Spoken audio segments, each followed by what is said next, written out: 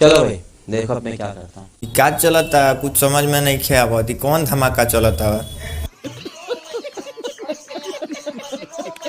आज एक गाना है पवन सिंह का जिसमें रानी एक्टर कुछ अलग धमाका करते नजर आ रही है। कुछ समझ में नहीं आ रहा है ये कौन धमाका चल रहा है रानी एक्ट्रेस का, जो कि आप लोग को मालूम होगा खेसारी लाल यादव की हीरोइन है रानी एक्ट्रेस। काफ़ी गाना में खेसारी लाल यादव के साथ काम कर चुकी है। आज उसी के साथ आज एक पवन सिंह का सॉन्ग आया है वे म्यूजिक पे सॉन्ग आया, उसमें कुछ अलग धमाका रानी एक्ट्रेस कर रही है, कुछ अलग अंदाज में रानी एक्ट्रेस रोल निभाई है। उसमें वीडियो क्वालिटी तो हाई है, बाकी वो सब भी क्वालिटी हाई है। क्या बोला तूने? समझ लीजिए क्या हाई है, जो कि आज ही सॉन्ग रिलीज किया है पियावा के कैसन चरित्र बट 2.0। आज ही पवन सिंह का सॉन्ग रिलीज किया गया है वो म्यूजिक चैनल से। उसमें रानी एक्ट्रेस का अलग धमाका है भैया।